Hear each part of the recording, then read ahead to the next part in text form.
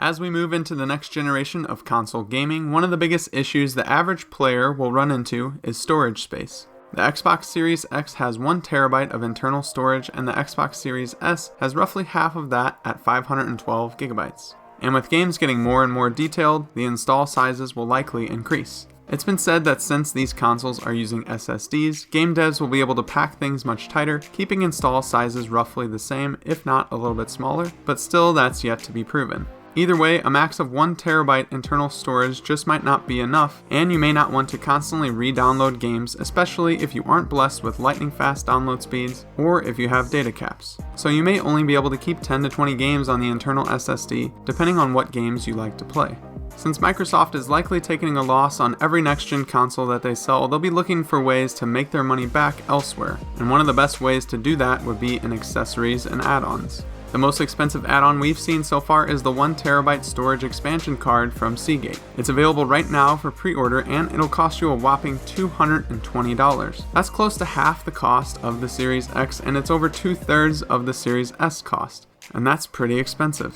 It will give you an extra terabyte of that super fast SSD storage, and it'll allow you to play games stored on it on the series consoles. However, if you want even more storage and you want to save yourself tons of money in the process, there's another way to go about it. Now, the way the series consoles will work is you can only play next-gen games or games that have been optimized for the Series S and X from the internal SSD or one of these storage expansion cards. But that doesn't mean you can't download and store these new games on a standard hard drive, and then connect that hard drive to your system via USB. There are a number of compatible external hard drives out there for way cheaper than the storage card from Xbox. You can get a 1 terabyte Seagate hard drive for $45 on Amazon right now, and you can get 4 terabytes for under $100. But the main problem with this solution is that you can't play next-gen games directly off of your standard hard drive. But with the file transfer system on the Xbox consoles though, this problem doesn't take too long to work itself out. Let's take a look at an example.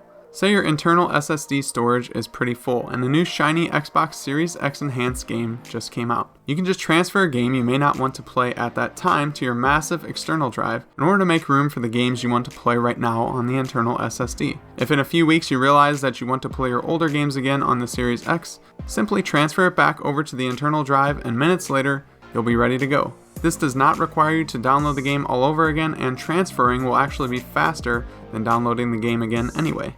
While this solution does add a bit of time to the next-gen equation, your wallet will probably thank you. I think a lot of people have misunderstood the messaging behind these new storage expansion cards from Xbox, and part of that may be on purpose. Of course, Microsoft wants you to purchase these cards. That way they can make some of the money back that they're losing on the sale of these next-gen consoles. However, with a little time and storage management, you can have up to 4 terabytes of extra storage for your next-gen system for under $100, as compared to $220 for the 1 terabyte storage expansion card from Seagate. Now I should also note that you'll be able to play any non-series enhanced games directly from your external hard drive. Whether that's an SSD or a mechanical drive, this should work just like it does on your Xbox One system. So if you already have some expandable storage that you use on your Xbox One, you can take that straight over to the Xbox Series X or Series S and use it in the way that I've described. The restriction of only being able to play off the internal SSD or the official storage expansion cards only applies to Xbox Series Enhanced titles. So if you're playing Cyberpunk 2077 on your Xbox Series X or S, you're not going to be able to do that from your expandable storage unless it's the official 1 terabyte card.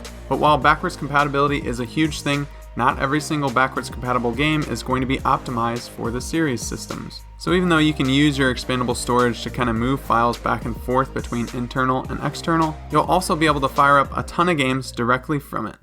If you found this video useful, hit the like button as it definitely helps out the channel, and maybe subscribe to stay up to date on everything that I publish. Next gen is right around the corner, and I'm starting to get really excited for everything involved. As games get bigger, better, and more demanding, so will the storage space needed to play them. I truly believe this solution is being overlooked, so I wanted to make sure to bring it to your attention and hopefully save you some money along the way.